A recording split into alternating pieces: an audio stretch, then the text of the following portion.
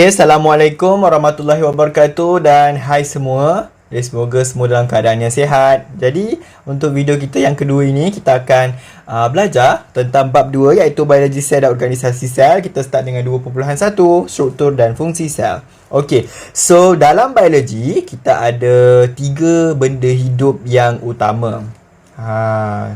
Okey, iaitu manusia, haiwan dan tumbuhan. Termasuklah mikroorganisma pun ada haiwan, ada tumbuhan juga. So sebenarnya diorang ni made up of what? Kan? Diorang ni terbuat daripada sel. Sel ni adalah fundamental unit ataupun unit asas. Segala-galanya daripada benda hidup ni bermula daripada sel. Okey? Alright. So kita tengok kat sini. Nampak tak? Dalam bab ni ada 2 sel utama yang awak kena tahu, iaitu sel tumbuhan dan sel haiwan. Dalam biologi 2 sel ni yang paling basic sekali awak kena betul-betul faham. Apa yang awak kena faham dengan 2 sel ni? Awak kena faham struktur, organel, apa yang ada dalam sel tu, dan kemudian awak kena faham fungsi-fungsi dan sedikit ciri-ciri tentang sel tersebut. Okey, jom kita menelusurinya. Alright. So, inilah dia sel haiwan dan sel tumbuhan. So, sel haiwan yang sebelah kiri ni kalau nampak dia punya structure dia tetap bentuk dia tak berapa nak tetap lah, tak macam sel tumbuhan bentuk dia tetap, ada sebab ya. Okey, kita tengok dulu organel yang pertama iaitu membran plasma. So membran plasma ni umpama pagar. Alright, so kat mana ni yang warna hitam ni? Untuk sel tumbuhan dia punya pagar dia ada 2. Satu yang hitam, satu yang hijau. Hijau ni dinding sel lah. Okey, so untuk mitokondrion pula, dia selalunya bentuk bujur dan struktur dia berlipat-lipat kat belah dalam. Ni nampak ni. Perasan tak? Ni. So ini mitokondrion. Sebenarnya kita punya label tak bolehlah bersilang antara satu sama lain okey. So kena cantik-cantik lah. Gitu. Okey. So lisosom pula. So lisosom dia ni sebenarnya adalah sejenis vesikel. Dia sebenarnya dia vesikel daripada jasad Golgi ni. Daripada jasad Golgi, daripada jaringan plasma ni. So dalam dia ni ada enzim. Nampak tak? Yang merah-merah ni enzim lah. Nama enzim ni enzim lisozim. Okey, ada bertaburan dekat sitoplasma. Label pastikan kena lah kena pada organel tu. Okey, jangan tak kena pula ya. Okey. So untuk nukleus, nukleus ni mata bagi sel. Ni. Nampak ni. Nukleus. Okey. Dekat nukleus ni pula ada 2 jalinan yang melekat dengan dia. Yang pertama jalinan endoplasma kasar yang warna biru ni. Okey. Yang kedua yang warna merah ni jalinan endoplasma licin. Apa beza dia ni? Nama pun kasar. So dia ada struktur yang kasar disebabkan ada ribosom. Bintil-bintil hitam ni kita panggil ribosom. Dah boleh labelkan dah. Sebenarnya label tu tak bolehlah bersilang macam ni tapi ialah okay, kalau awak nak label janganlah bersilang macam ni ya. Ni cikgu nak ajar je. Okay. Ni ribosom yang warna hitam ni. Label pastikan kena lah ya. So macam contoh orang yang muka berjerawat kan. Berjerawat maknanya kulit dia kasar sikit daripada orang yang muka licin, betul? So ribosom ni umpama macam jerawat lah ni bukan body shaming just nak bagi faham. Okay. So kemudian sitoplasma ni macam rumah lah. Macam tapak segala-galanya organel ni nak melekat. Kat mana ni lah. Okay, sitoplasma. Okay, medium. Okay, jasad Golgi ni selalunya dia berhampiran dengan membran plasma. So yang ujung ni lah. Okay, nampak ni. Dia berhampiran lah dengan membran plasma. Ada sebab lah, nanti awak akan belajar. Okay, kemudian yang warna purple ni sebenarnya persamaan bagi kedua-dua sel ni. Kemudian kita masuk pula kepada perbezaan kedua-dua sel ni. Apa yang sel ni ada, sel ni tak ada. Okay. So kalau nak buat ayat perbandingan, kalau untuk persamaan, buatlah kedua-duanya mempunyai membran plasma. Kedua-duanya mempunyai centriole. Betul ke? Sorry, centriole tu perbezaan ya. So kalau untuk centriole hanya ada pada sel haiwan sahaja. Fungsi centriole ni menghasilkan gentian gelendung. Okay, sel tumbuhan pun akan hasilkan gentian gelendung juga, tapi dia tak dihasilkan daripada centriole. Okay. Alright, so untuk vakuol, 3 benda ni hanya ada pada sel tumbuhan saja. So vakuol yang macam tasik tu, dinding sel yang warna hijau, kloroplas yang bujur ni. Okay, so dalam gambar exam selalunya mana ada warna-warna macam ni kan. So kadang-kadang student selalu keliru antara mitokondrion dengan kloroplast. So untuk mitokondrion, saya cakap tadi dia structure yang berlipat-lipat. Dia macam ada dua lapisan, lepas tu dalam tu dia macam berlipat-lipat, macam ada seleko-seleko sikit. Kalau untuk kloroplast dia ada duit shilling. Duit shilling nama dia granum. Okay, itu beza dia lah. Okay, alright, so kita masuk pula kepada ciri-ciri untuk mitokondria. Fungsi dan fungsi lah. So dia ada dua lapisan membran yang berlipat-lipat. Sebab apa? Ada sebab tu. Tertinggal pula L lah, sorry lah. So untuk tingkatkan luas permukaan, untuk tingkatkan kadar respirasi sel. So bila berlipat-lipat, lagi banyak permukaan untuk dia jalankan respirasi sel. Respirasi sel ni apa? Respirasi sel adalah proses yang sangatlah teramatlah penting dalam benda hidup, sebab segala-galanya aktiviti yang kita nak jalankan memerlukan tenaga, di mana respirasi selnya akan hasilkan tenaga. So dalam tindak balas biokimia kita panggil sebagai tindak balas biokimia, tindak balas kimia yang berlaku dalam benda hidup. Itu maksud dia biokimia secara umum lah. So salah satunya adalah respirasi sel. Awak akan belajar lagi banyak tindak balas biokimia lain. So selalunya bila kita sebut pasal tindak balas kimia ni, selalunya dalam bio mesti akan ada enzim. Mesti akan ada enzim lah. Dia akan ada enzim yang spesifik. Awak akan belajar nantilah dalam bab 5 kalau tak silap cikgu tentang enzim ni. Kemudian apa function dia? So untuk tapak respirasi sel. Apa itu respirasi sel? So pengoksidaan glukosa. That's mean kita campurkan glukosa dengan oksigen. That's why lah kita kena sedut oksigen. Oksigen tu digunakan dalam respirasi sel ni.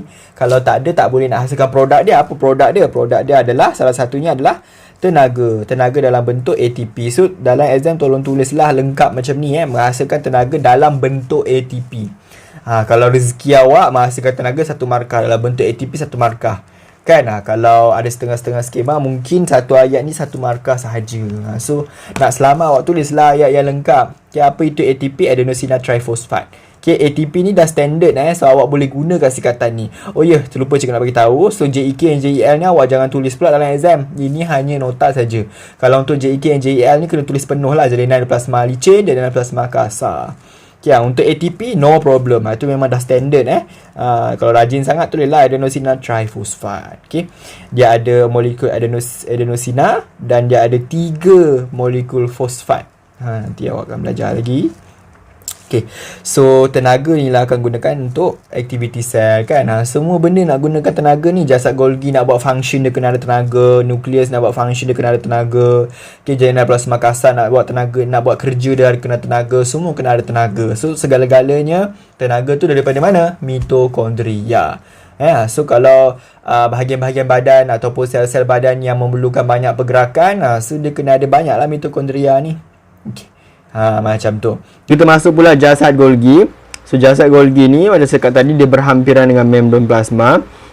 So membran daripada jasad Golgi ni, kalau awak nak tahu membran ni boleh menggenting. Untuk bentuk apa? Vesicle. Nampak inilah menggenting. Ni hujung membran. Awak bayangkan dia mencerut. Dia macam mencerut, lepas tu dia terputus Dia terputus. Dia terputus dari, maafkan saya, dia terputus dari membran ni. Kemudian dia bentuklah satu kantung kecil, nama dia vesicle. Dalam vesicle ni akan ada protein yang telah diubah suai. Enzim ke, antibody ke, hormon ke, dia lah dalam tu. So apa function dia? So dia ni macam kilang roti so kita bayangkan roti. So kita nak buat roti, kita kena ada tepung tu. So tepung tu kita proses, campur air, campur garam, campur gula, campur yeast kalau perlu, semua. So dah siap dah jadi dough. Dough roti. Kemudian barulah kita ubah suai jadi roti krim ke, roti tawar ke, roti burger ke, roti gardenia, sandwich tu ke. Macam-macam jenis roti kita boleh buat. Roti krim sambal ikan bilis ke. Kemudian bila dah settle, dah bakar apa semua, dah bakar, mungkin ada yang dah goreng semua, so kita boleh bungkuskan masuk dalam plastik yang cantik-cantik betul. Kemudian kita bawa masuk lori untuk angkut pergi ke kedai-kedai ataupun supermarket. So macam tu lah function jasad Golgi. So dia dapat protein daripada siapa? Dia dapat protein daripada ni, jalinan endoplasma ni. Dia dapat protein daripada ribosom. Okey, protein. Macam mana protein ini dihantar? Dalam vesikel juga. Okey, ni protein yang dah dihasilkan, kemudian dia akan dihantar ke jasad Golgi. Dalam jasad Golgi inilah dia akan diproses, dia akan diubah suai, dia akan dibungkus, kemudian dia akan diangkut. Dibungkus apa maksud dia? Dibungkus tu contoh bila protein tu dah siap diubah suai, okey, membran ni akan menggenting, membentuk vesikel. Dibungkus maksudnya dibungkus dalam vesikel lah, itulah maksud dia dibungkus tu. Kemudian vesikel ni akan diangkut ke membran plasma ni. Nanti kan dia akan bergabung. Vesikel ni dia akan bergabung dengan membran plasma ni macam ni. Kemudian dia akan lepaskan enzim tu keluar sel. Macam tu. Itu function jasad Golgi. Dia akan angkut vesikel ni pergi ke luar sel. Okay, dalam sel pun boleh juga. Kalau ada setengah organel nak gunakan, so dia akan hantarlah ke mana-mana yang diperlukan. Okay, macam tu lah. Alright, so itu fungsi jasad Golgi. Okay, so apa benda yang diangkut tu? Tak semestinya protein. Karbohidrat boleh, glikoprotein pun boleh, lipid pun boleh. Kenapa dia kena diubah suai? Sebab protein tu ataupun lipid tu dia masih umum. Kita nak jadikan dia lebih spesifik supaya lagi senang digunakan oleh luar sel ke ataupun dalam sel tu sendiri. Okay, hormon, antibody, enzim. Hormon ni ada dua jenis. Satu yang diperbuat daripada lipid, satu lagi yang diperbuat daripada protein. Okay, lipid pun yang dihasilkan. Lipid siapa yang hasilkan? Jaringan plasma, licin. Ingat, licin, L, lipid. Okay, apa yang JEL hasilkan pun akan pergi ke jasad Golgi juga untuk diproses, diubah suai, dibungkus dan diangkut. Okay, maknanya dia memang kilang lah, macam kilang. Okay, kemudian tu tengok sebelah ni. Okay, nukleus. Okay, nukleus ni mata bagi sel. Alright, so dia ada membran nukleus macam saya cakap tadi, warna kelabu ni. Membran nukleus ni ada lubang-lubang ada liang. Okay, liang tu akan membenarkan bahan keluar masuk lah. Okay, apa benda bahan tu? DNA, RNA. Okay, sebab nukleus ni function dia macam bos, dia bagi arahan. So seolah-olah lah DNA dengan RNA tu seolah-olah macam arahan lah. Okay, dia akan keluar daripada liang ni. Okay, okay, dia akan keluar. Lepas tu dia akan send lah. Kalau contoh dia nak send dekat ribosom, dia akan send lah dekat ribosom. Okay, ribosom pun tahu kerja dia untuk buat protein kan. So dia dapat arahan, okay, kena buat protein, macam tu. Okay, so nukleus yang paling teras ni very dense, dia sangat tumpat. Yang warna hitam tu. Nukleoplasma ni macam tapak bagi nukleus lah. Okey, nukleus dia akan melekat pada nukleoplasma. Masa sitoplasma dia untuk sel, tapi nukleoplasma untuk nukleus sahaja. Okey, kemudian dalam nukleus tu juga ada kromosom ataupun boleh tulis kromatin. Okey, so kromosom ni dia buat apa? Kromosom ni dia akan bawa bahan genetik daripada induk, daripada mak bapak kita. Okey, dalam kromosom bila ada ciri-ciri mak bapak kita. Okey, tu kenapa hidung dia macam bapak, muka dia macam mak, hidung macam bapak sebiji, kulit macam bapak tapi muka macam mak. Semua tu disebabkan oleh bahan genetik ni.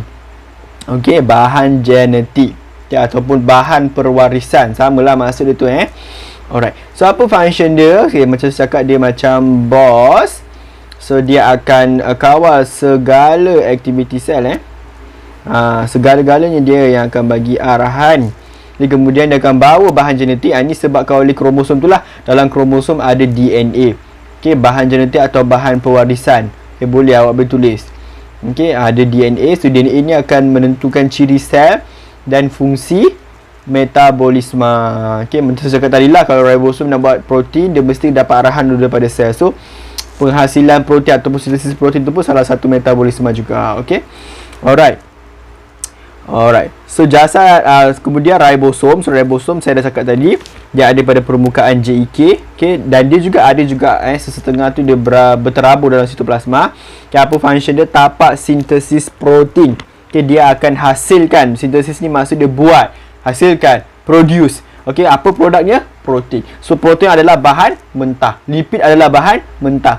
Okey, tapi ribosom tak hasilkan lipid Lipid tadi JEL. JEL jaringan plasma licin Protein ni salah satu bahan mentah lah. Okey, sebelum dia diproses, dia akan disend dulu pada jasad Golgi. Sebelum dia digunakan, dia akan send dulu kepada jasad Golgi. Tu awak kena ingat Kemudian jalinan endoplasma licin JEL. Singkatan je tapi awak tak betul dalam exam. Minta awak buat nota je ataupun tak awak ingat. Okey, apa function dia? Mensintesis dan mengangkut glycerol dan lipid. Glycerol dan lipid ni lemak lah. Okey, unit asas. Okey, lipid lemak, sini lemak juga. Okey, so sintesis dia yang buat lipid dan dia juga yang angkut. Macam ribosom tadi, dia tak angkut. Okey, sebab dia hanya satu bintik hitam saja. Yang angkutnya siapa? JEK. Okey, dan plasma kasar ni dia pun menggenting juga. Kalau awak nak tahu yang menggenting menghasilkan vesikel ada 3 je. JEL, JEK dengan jasad Golgi. 3 ni saja yang berhak yang mampu menghasilkan vesikel sendiri daripada membran dorang. Macam mana dia buat tu cikgu? Peningnya sama macam tadi saya terangkan. Okey, macam ni nampak. Ni hujung membran. Okey, ni tadi kita cerita pasal jasad Golgi kan. Awak bayangkan ni JEK pula. JEK atau JEL pula. Okey. Okey, ni hujung JEK. Okey, bila protein tu dia dah siap hasilkan oleh ribosom. Okey, ni ribosom. Ni ribosom. Bila dia dah siap hasilkan protein, so protein ni akan pergi ke hujung membran, kemudian dia akan terputus dan dia akan hasilkan vesikel. So dalam vesikel tu akan ada protein. Kemudian protein akan dihantar ke jasad Golgi melalui vesikel. Kiranya vesikel ni dia umpama lori lah. Vesikel ni macam lori dia akan angkut. Macam tu lah sama juga dengan jalinan plasma licin. So macam mana cara dia angkut? Dia akan menggenting lah hujung membran ni. Hujung membran ini akan menggenting, hasilkan vesikel, kemudian dia akan send pada jasad Golgi. Jasad Golgi tak ada dalam lukisan ni jasad Golgi. Macam tu. Okay, lagi satu fungsi adalah detoksifikasi darah, ataupun awak boleh tulis juga nyah toksik darah ataupun nyah toksik racun, nyah toksik alkohol. Okay, sama lah tu Semua bahan yang berbahaya untuk badan kita akan dihalau. Nyah tu halau, kau pergi kau akan dikeluarkan daripada badan kita. Dekat sel hati sel hati paling banyak jalinan endoplasma licin ni sebab sel hati ni dia ada, sel hati ni pun function dia untuk detoksifikasi juga nanti awak akan belajar dalam bab 9 nutrisi asimilasi. Okey. Okay, kemudian kita ada centriole. So centriole hanya ada pada sel haiwan saja. Centriole ni dia bukanlah solid atau memang dia bentuk silinder, tak. Dia sebenarnya gabungan daripada bentuk silinder yang kecil-kecil. Kita gabungkan, kita macam ikat dia. Macam tu, macam penyapu lidi lah. So satu batang lidi tu umpama satu microtubule. Ni lah sebutnya microtubule. So microtubule gabung jadi satu bulatan. So dia jadilah bentuk centriole macam tu. So function centriole ni apa? Gentian gelendung. Centriole ni mesti ada dua mesti ada dua. Dia akan hasilkan gentian gelendung macam tali dia akan hasilkan tali ni. Okay, tali ni akan berpaut pada, akan melekat pada kromosom dalam nukleus ni nanti. Tu nanti awak akan belajar. Okay, jangan risaulah. Alright. So seterusnya ni akan belajar dalam bab 6 kalau tak silap saya. Okay, awak akan lebih nampak lah function centriole tu. Okay, kemudian jalinan plasma kasar, macam biasa dia ada ribosom. Function dia apa? Angkut protein. Dia tak hasilkan protein dia angkut sahaja. Kalau macam JEL dia hasilkan dan dia juga yang angkut lipid. Tu kena faham betul-betul lah Alright. So kemudian function lain dia dia ada luas permukaan yang besar untuk tindak balas biokimia. Okay, ada macam-macam lagi lah tindak balas. Buat masa ni awak terima je dulu. Okay, kemudian kita ada sitoplasma, medium berjeli. Okay, seolah-olah macam organ-organ ni melekat kat sitoplasma ni macam dia terbenam. Okay, macam jeli lah, dia macam boleh pegang organ-organ ni. Okay. Apa function dia? Bertindak sebagai medium tindak balas biokimia. Kemudian membekalkan komponen sel dengan bahan keperluan. Okay, contoh kalau ada bahan yang masuk, contoh macam kalsium ke masuk kan. Okay, dia akan masuk dia akan tembus membran plasma dan kemudian dia akan jumpa dulu sitoplasma. So sitoplasma ni sebenarnya sangat kaya dengan nutrien. Engkau nak apa? Okay, contoh mitokondria nak ni. So sitoplasma ni jadi tapak lah untuk benda tu dihantarkan. Okay, macam tu lah Alright. So lysosom. So lysosom ni sebenarnya datang daripada jasad Golgi Okay ni. Kenapa datang daripada jasad Golgi? Lysosom ni sebenarnya vesicle. Lysosom ni vesicle juga sebenarnya. Okay ni juga sebenarnya, cuma dalam vesicle lysosom ni dia ada enzim hydrolysis. Okay, awak boleh faham, jangan keliru Lysosom diperbuat daripada jasad Golgi yang menggenting. Maknanya lysosom tu sebenarnya vesicle, cuma membezakan dia dengan vesicle lain adalah dia ada enzim hydrolysis. Nama enzim tu adalah lysozim. Khas untuk fungsi dia saja. Apa fungsi dia? Menghidrolisis lysozim. Menghidrolisis molekul yang kompleks, molekul yang besar. Dia akan pecahkan sebab sel ni dia tak boleh guna molekul yang terlalu umum dia kena pecahkan dulu. Okay, barulah dia boleh guna. Okay, macam protein dapatkan asid amino, mungkin kita boleh buat organel lain yang baru. Okay, polisakarida. Kita nak dapatkan glukos ke untuk mitokondria. Okay, lipid semua tu lah dia akan pecahkan. Kemudian function lain ni dia akan memusnahkan bakteria. Disebabkan ada enzim tu, macam mana cara dia musnahkan bakteria? Dia cernakan bakteria. Dia macam makan lah. Dia makan bakteria tu. Okay, macam mana Syami? Macam mana Okay, so ni dia bayangkan ni sel. Awak bayangkan kita ada bakteria yang comel ni. Nampak je comel tapi bahaya. Dia ni. So bila bakteria masuk lysosom, dia akan mendekati bakteria ni. Kemudian dia akan ni lah. So bakteria akan masuk dalam lysosom, kemudian dia akan dicernakan. Enzim lysozim akan dirembeskan, campur-campur dengan serangga ni, lama-lama serangga pula. Mikroorganisma atau bakteria ni. Lepas tu nanti bakteria tu hilang. So tinggal sisa-sisa hasil pencernaan sahaja. Okey? Macam tu lah. Kemudian dia bukan saja musnahkan bakteria, dia juga musnahkan komponen sel. Kenapa tiba-tiba nak musnahkan komponen sel? Komponen sel yang rosak sahaja. Okay, yang tak boleh pakai, buat apa semak-semak dalam tu kan. So dia cernakan lah. Okey? Bahaya kalau terlalu banyak sangat sel-sel yang rosak, dia akan menyebabkan sel tu sendiri rosak. Faham tak? Kalau komponen sel dalam sel tu terlalu banyak yang rosak, lama-lama nanti keseluruhan sel tu pun akan rosak. Bahaya So kita kena musnahkan, kena singkirkan komponen-komponen yang dah rosak ni. Macam mana cara dia? Sama juga macam dia musnahkan bakteria tadi. Okay, lysosom ni contoh ni mitokondria. Mitokondria dah tak elok kan. So lysosom datang.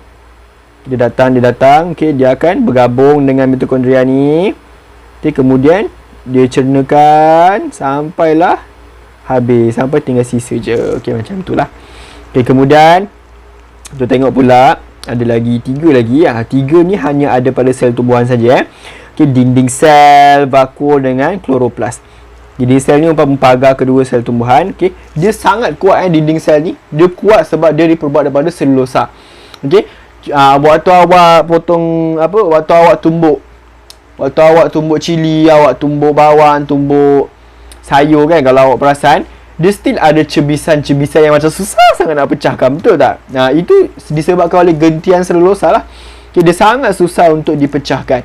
Okay, sedangkan dalam manusia sendiri pun tak ada, pun tak boleh dihancurkan selulosa, tak boleh nak dicernakan sebab tak ada enzim selulis. Kena ada enzim dulu baru dia betul-betul boleh pecah. Dia sangat kuat Okey, so dia telap sepenuhnya. Tadi telap memilih, ni telap sepenuhnya. Maknanya semua bahan boleh masuk, no problem. Okey, sebab dia ada liang seni. Ada liang-liang ni sebenarnya dia bukannya solid macam dinding Dia ada liang-liang di dinding yang berlubang. Okey, apa function dia? Ada 3 function. Kekalkan bentuk, beri sokongan dan melindungi sel tumbuhan daripada meletus. Okey, kekalkan bentuk ni disebabkan tadi dia kuat. So bila dapat kekalkan bentuk, tak adalah tiba-tiba berubah-ubah bentuk dia. Okay, disebabkan sel tumbuhan yang ada dinding sel lah, bentuk dia tetap. Itu pun salah satu ciri juga. Okay, sel haiwan bentuk tak tetap sebab tak ada dinding sel. Okay, kemudian disebabkan struktur dia yang kuat, dia akan beri sokongan mekanikal. Okay, penting sel tumbuhan ni untuk boleh tumbuh tegak lah, supaya dapat cahaya matahari yang maksimum. Cahaya matahari tu penting untuk fotosintesis, untuk hasilkan makanan sendiri. Sebab itulah tumbuhan ni dikenali sebagai pengeluar, producer, pengeluar. Okey, So yang last kali ni, melindungi sel tumbuhan daripada meletus. Okey. So contoh kita siram pokok. Kita siram pokok banyak-banyak, so air masuk kan. So even kalau terlalu banyak air pun, sel tumbuhan ni dia tengok tumbuhan juga. Ada tumbuhan yang kalau banyak air dia boleh mati.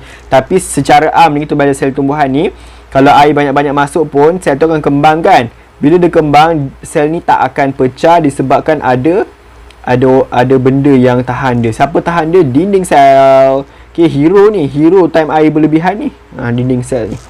Okay, macam tu. Okay, kemudian kita ada vakul. So vakul ni umpama kolam. Dia macam kolam. Kenapa saya cakap kolam Sebab memang dalam tu ada air. Dalam tu ada subsel, ada cecair. Okay, kantung yang berisi subsel. Subsel ni dalam bentuk cecair lah. Okay lah. Pernah keluar dalam soalan trial macam tu. Dia tanya subsel ni terdiri daripada apa? Okay, air, asid organik, amino, gula. Awak ingatlah 3 ke 4 ke cukup lah nak bagi awak faham. Sebenarnya semuanya adalah sisa-sisa sel tumbuhan ni. Sisa-sisa dia akan terkumpul dekat vakul ni. So tonoplast, kita ada tonoplast yang bersifat spartelap. Tonoplast tu apa? Membran plasma adalah pagar bagi sel. Tonoplast adalah pagar bagi vakul. Okay, membran nukleus adalah pagar bagi nukleus. Macam tu, senang je. Okay, function vakul mengekalkan kesegahan sel tumbuhan. Disebabkan ada vakul itulah semua air yang diserap akan berkumpul dekat vakul. Vakul pun mengembang. Disebabkan dia mengembang itulah dia akan boleh bagi kesegahan. Maknanya sel tumbuhan tu dia boleh segah ni, maksud dia sel tumbuhan tu tak kecut. Dia boleh kembang dengan baik. So dia tak layu lah. Bila kesegahan sel tumbuhan ni tinggi, so dia tak akanlah layu. Okay, dia boleh tumbuh tegak lah. Okay, dia kata kunci nak tumbuh tegak, dapatkan cahaya matahari tu yang sangat penting. Kemudian penting untuk pengosmo kawal aturan air. Okey, ni untuk unisel. Okey, organisma unisel nanti kita akan tengok lebih lanjut lagi apa itu kawalan aturan air. Okey, ada juga sel haiwan yang ada vakul. Okey, tapi vakul dia kecil je. Okey, iaitu tumbuhan yang duduk kat kawasan haiwan yang duduk di kawasan air tawar dan unisel. Okey, kalau macam kita mati sel tak adalah. Kemudian kloroplast. Okey, macam saya cakap ada grana. Grana ni macam duit shilling. Okay, grana ni lah yang ada pigmen klorofil yang warna hijau. Apa fungsi klorofil tu? Untuk serap cahaya matahari. Kenapa nak kena serap cahaya matahari? Okay, cahaya matahari tu tak boleh guna direct untuk tumbuhan tu. Dia kena tukarkan dulu kepada tenaga kimia. Okay, tenaga kimia kita nak hasilkan glukos tu. Glukosa tu tenaga kimia lah. Okay, kita nak dapatkan makanan dia sebenarnya. Daripada tenaga cahaya kita boleh tukarkan kepada tenaga kimia semasa fotosintesis. Awak akan belajar lebih lanjut lah tentang fotosintesis ni dalam bab tingkatan 5.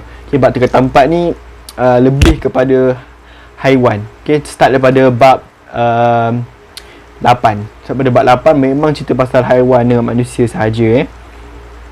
Okay, we proceed to 2.2, proses hidup organisma unisel. So dalam satu topik ni kita akan belajar, kita akan fokus kepada 2 organisma unisel sahaja, iaitu Amoeba species and Paramecium species. Okay, so before that you have to know what is organisma unisel. Organisma unisel adalah organisma yang mempunyai satu sel sahaja. Dia ada satu sel je. Macam kita ada banyak sel. Malah sel kita bergabung jadi tisu, bergabung jadi organ, malah ada 11 sistem dalam badan kita. Tapi untuk unisel ni dia satu sel je. Kalau dia nak makan mengguna tu, nak berak mengguna tu, nak minum mengguna tu, segala-galanya dia guna satu sel tu sahaja. Jom kita tengok secara lebih terperinci macam mana Amoeba dan Paramecium ni menjalankan proses kehidupan diorang. Okay, macam mana diorang berjalan, macam mana diorang makan, macam mana diorang buang air, macam mana diorang protect diri diorang daripada rangsangan yang tertentu yang berbahaya. Okay, so itu istilah bahasa kehidupan. Tapi istilah biologinya macam mana dia respirasi, pergerakan, pemakanan, gerak balas terhadap rangsangan, pembiakan, pertumbuhan dan perkumuhan. Okay, macam mana dia kahwin, macam mana dia bertumbuh, macam mana dia membesar, semua kita akan belajar insyaAllah. Okay, so first kita kena tahu dulu structure of the Amoeba species and Paramecium species.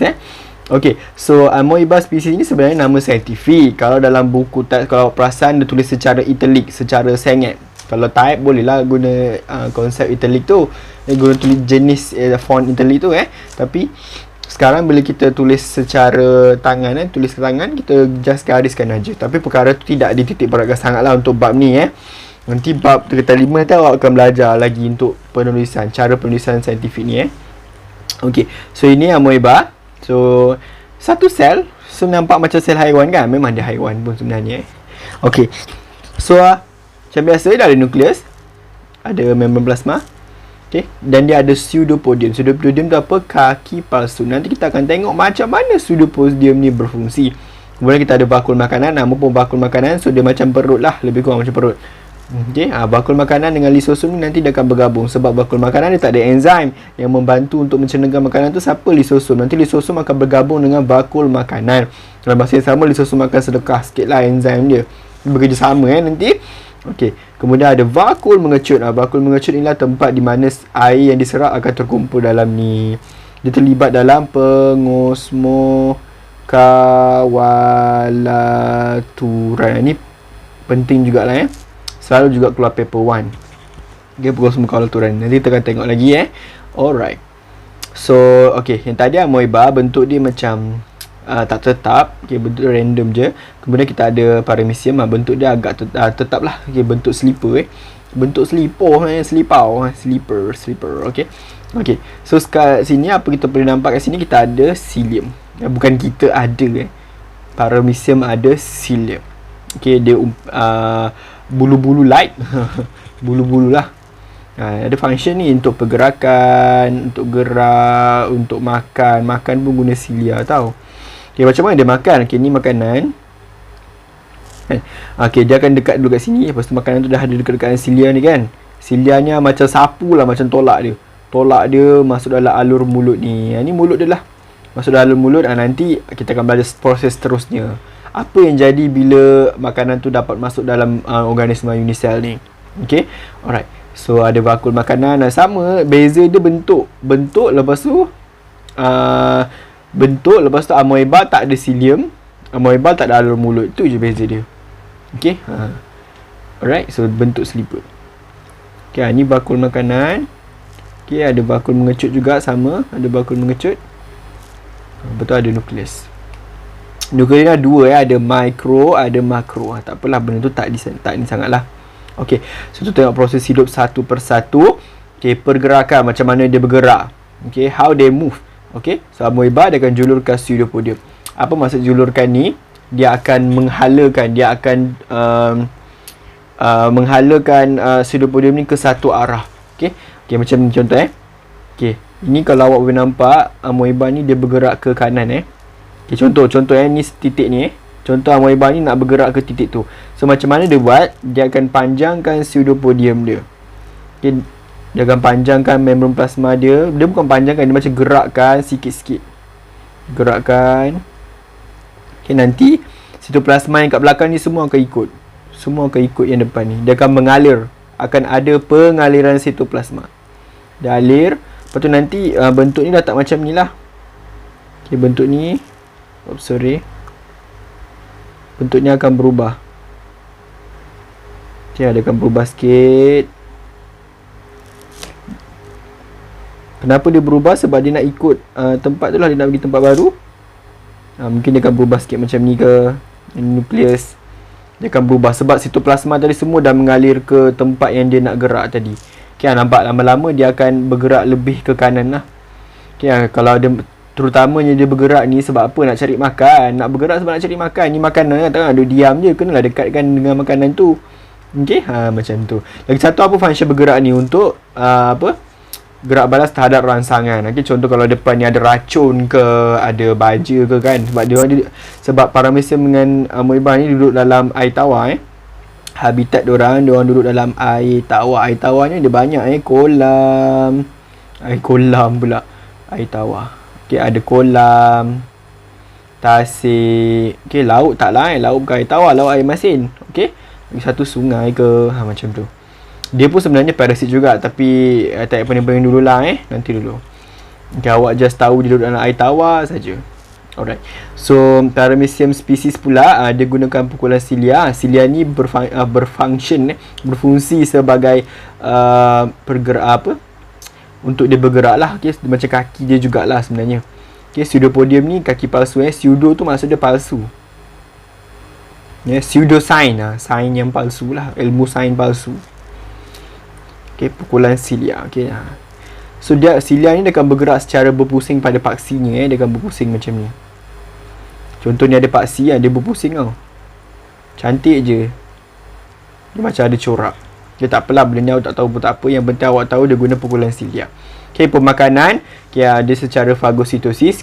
Amoeba ni dikenali sebagai fagosit juga. Fagosit ni maksud dia apa? Organisma yang jalankan fagositosis. Segala benda yang melakukan fagositosis kita panggil fagosit. Ada banyak lagi fagosit yang awak akan kenal lepas ni. Leukosit pun fagosit juga. Nantilah awak kenal leukosit tu apa. Nantilah dulu. Alright. So macam biasa, dia menggunakan pergerakan dia juga untuk mendekati makanan. So dia akan julurkan pseudopodium. Nanti sitoplasma semua akan mengalir lebih ke sana. Dan tu dekati makanan tu. Bila dekat dengan kepung, macam mana dia kepung, sama juga dia akan julurkan pseudopodium tu mengelilingi makanan tersebut sampailah jadi macam ni. Bila dah jadi bulat macam ni, dah kepung makanan tu, automatik yang bulat ni akan jadi bakul makanan. Terus jadi perut dia. Nampak tak? Perut dia tak spesifik. Kau kepung je makanan tu jadi perut dia. Macam tu lah dia hidup di satu sel. Sangat simple very simple. Sangat simple. Tak payah ada bantu organ-organ pun, sebab dia satu sel saja. Dia akan bungkus dalam bakul makanan. Kemudian bakul makanan akan, ini lisosom. Lisosom akan bergabung dengan bakul makanan. Plus ni bergabung lah. Saya just buat ayat yang simple je. Plus lisosom. Kemudian lisosom akan rembeskan enzim. Lisozim. Nama enzim tu lisozim. Ni enzim. Dia akan rembeskan lisozim untuk cernakan makanan. Kemudian hasil pencernaan tu akan diserap ni. Hasil pencernaan dah habis dah makanan tu. So dia akan jadi hasil pencernaan dan dia akan diserap terus dalam sitoplasma dia. Diasimilasikan ni maksud dia selepas dah serap tu, contoh yang dia dapat tu apa? Amino acid, asid amino. Siapa yang perlukan asid amino? So dia akan agih-agihkan asid amino glukosa yang dia dapat tu kepada bahagian lain lah, mana yang memerlukan. Nanti awak akan lebih dalam lagi belajar tentang bab 9 asimilasi ni. Respirasi juga 10.1 awak akan belajar juga kenapa amoeba ni jalankan respirasi secara resapan ringkas. Saya bagi tahu sikit sebab dia punya jumlah luas permukaan per isi padu dia sangat besar. Nanti awak akan belajar dalam bab 10. So apa maksud respirasi? Resapan ringkas tu maknanya oksigen tu directly diffuse. Directly tembus terus dalam membran plasma dia, terus boleh masuk, terus boleh keluar. Sangat simple. So simple.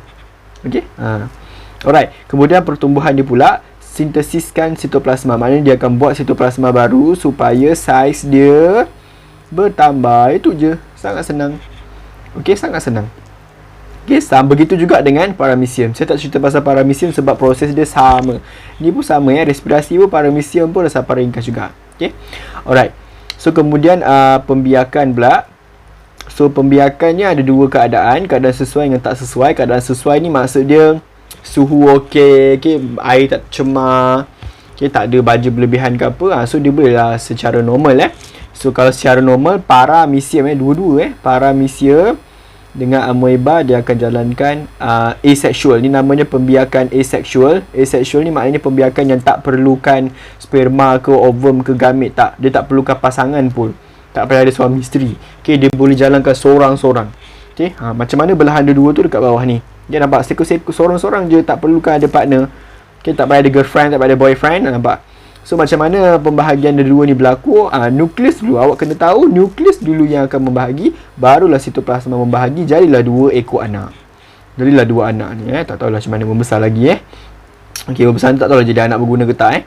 Kemudian kita ada paramecium juga, sama juga. Nukleus akan membahagi dulu, kemudian barulah sitoplasma. Maka jadilah dua selipar, sepasang selipar. Kemudian kalau keadaan tak sesuai pula. Kalau keadaan tak sesuai, kita ada pembentukan spora.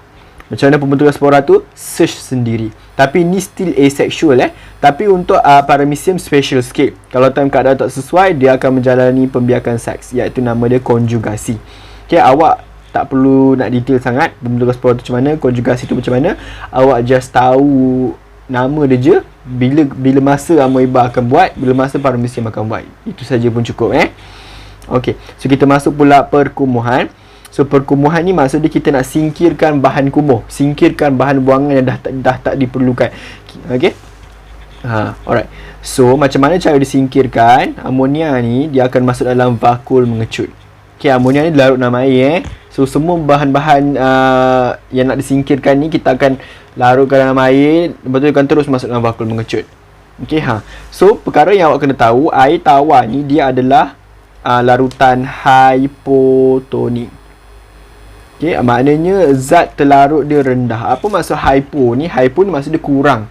Okey, dalam air tu kurang zat terlarut. Zat terlarut ni contoh dia apa? Garam, gula. Okey, contoh macam air tawar. Air tawar yang awak buat kan, awak buat air kopi tapi tak letak gula. Okey, maknanya zat terlarut dia rendah lah. Kiranya larutan tu larutan hypotonik. Saya nak bagi analogi So kalau awak ada air, satu air kosong, satu air gula. So air gula tu hypertonik. Hyper. Lawan hypo, lawan dia adalah hyper.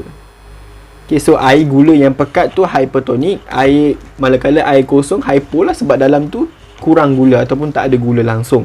So zat terlarut tu maknanya bahan apa yang larut dalam tu. So kalau dalam kes ni air tawar ni garam lah. Air tawar dengan air masin. So beza dia garam lah. Okay, so air tawar ni dikira hypotonik. Awak akan lebih familiar lagi dengan istilah ni, lebih biasa lagi dengan istilah ni bila awak akan masuk bab 3 Okay, so bila dia hypotonik, awak kena ingat air ni sentiasa bergerak. Air ni boleh bergerak Dia akan sentiasa bergerak daripada kawasan hypotonik ke hyper, hypo ke hyper, hypo ke hyper. Boleh faham tak? Sebab apa macam tu? Okey, sebab air sentiasa bergerak daripada kawasan yang paling banyak air ke kawasan yang paling sikit air. Hypo ni kira banyak air lah sebab dia punya zat terlarut dia rendah. Okey, gula dia sikit, so air dah lagi banyak. Okey, so dia akan bergerak ke hyper. Maknanya hyper ni merujuk kepada apa? Dalam sel amoeba tu. Dalam sel amoeba tu. Maknanya senang cerita, air ni sangat mudah meresap ke dalam sel amoeba tu ataupun paramecium tu secara osmosis. Nama pergerakan air itu kita panggil osmosis. Ni kena ada secara osmosis ni. Ya, dia bergerak macam mana? Jalan kaki. Kena cakap lah osmosis. Okay, kemudian air tu kumpul dalam vakul mengecut. So ni kita dah nampak dah sikit macam mana function vakul mengecut. Kemudian bila dah air banyak, berkembanglah dia macam kau isi air dalam belon kan. Macam awak isi air dalam belon, berkembanglah belon tu. Dia sampai satu tahap kalau terlalu terlalu banyak sangat air, belon tu akan pecah. Sama juga dengan vakul ni. Okay, kalau mengembang sangat sampai tahap maksimum, sel tu boleh pecah. Okay, tapi disebabkan vakul mengecut ni ada satu kebolehan, dia ada one ability di mana bila dia dah berkembang jadi saiz maksimum, dah terlalu besar, dia akan kecut untuk keluarkan air tu balik. Okay, so bila dia dapat keluarkan air, tak adalah sel tu meletus. Okay, nampak ni, vakul mengembang ke tahap maksimum. Okay, air dah masuk cepat, masuk banyak. Disebabkan luar ni hypo, di dalam ni hyper. Okay, so air senang lah masuk. Okay, alright. So bila dah besar sangat, so dia akan kecut, dia akan keluarkan balik air tu. Maka proses ni berulang-ulang. So inilah kita panggil pengosmokawalaturan. Okay, pengosmokawalaturan. Maknanya kita kawal atur air, kita kontrol kandungan air dalam sel tu. Okay, kita kontrol, kita tak nak terlalu lebih, tak nak terlalu kurang. Okay, kalau terlalu lebih kita singkirkan, kalau terlalu kurang kita serap balik air tu. Okay, macam tu lah. Itulah maksud kawal atur air. Awak akan lebih faham proses kawal atur bahan ni dalam tajuk homeostasis homeostasis bab 13. Awak akan lebih faham lah. Okay, ni kita panggil mekanisme swap balik negatif. Okay, so kemudian apa yang jadi ini selalu juga keluar soalan ni. Paper 1, paper 2 pun ada juga soalan, tapi tak banyak markah sangat lah tapi awak kena tahulah. So apa yang jadi kalau tak ada vakul? First kali kita kena faham fungsi vakul tu apa. Tak ada vakul, maka fungsi dia tak dapat dijalankan. Apa fungsi dia? Pengosmokawalaturan tidak dapat berlaku. Okay, so air yang berlebihan dalam sel tak dapat disingkirkan. Air berlebihan akan banyak sangat masuk dalam sel, so menyebabkan isi padu sel. Okay, kalau soalan dah kata tak ada vakul, tiba-tiba awak kata vakul mengembang, salah lah. Okay, soalan kata jika tak ada vakul. Tu kena alert lah Selalu student macam tak ambil berat sangat benda tu So isi padu sel yang bertambah. Okay, tak ada baku, so isi padu sel pula lah bertambah. Okay, bila bertambah, tekanan osmosis pun meningkat. Bila air dah banyak dekat satu kawasan tu, maka dia akan tolak lah. Okay, dia akan tolak. Ni nampak? Bila air dah banyak sangat, H2O dah terlalu banyak, so air ni akan tolak lah. Okay, macam belon kan. Belon bila kita isi air, kenapa dia mengembang? Sebab ada tekanan osmosis dalam belon tu. Okay, air tu ditolak belon tu supaya dia kembang. Bila terlalu kembang, okay, membran plasma amoeba ni nipis. Dia tak ada dinding sel, so dia pecah lah. Okay, nampak? Bila sel mengembang, kemudian dia meletus. Tak ada siapa nak tahan sebab tak ada dinding sel. Tak ada dinding sel, kemudian membran plasma dia ni nipis. Okay, ni pun perlu take note Okay, so sel meletus, pecah lah. Bila pecah dah tak boleh hidup lah. Okay, amoeba pun dah tak boleh hidup. Okay, alright, so bergerak balas terhadap rangsangan. So maknanya rangsangan ni ada banyak Ada rangsangan luar, rangsangan dalam. Awak akan belajar lagi, jangan risau. So ni lebih kepada rangsangan luar lah Maknanya rangsangan yang berada di luar amoeba tu. So kalau rangsangan tu seperti cahaya, bahan kimia dengan sentuhan, bahan kimia ni boleh jadi baja. Okay, amoeba tak boleh hidup kalau ada baja. Okay, tak boleh. Okay, baja tu ada bahan kimia apa semua Kemudian mungkin boleh jadi racun. Okay, so kalau dia didapati dekat sekitar kawasan itu ada benda-benda ni, so dia akan menjauhi. Macam mana cara dia berjauh? Dia gerak lah. Dia gerak dengan cara dia lah. Kalau paramecium guna pukulan silia, kalau amoeba guna pseudopodium, macam tu. Okay, tapi dengan makanan dia akan dekat lah. Memanglah kan, kita pun we love food, betul. Kita suka makan. Kau tak suka makan, ada tak yang tak suka makan kat sini? Dia akan dekat lah dengan makanan sebab dia nak nutrien kan. Okay, itu habis 2.2.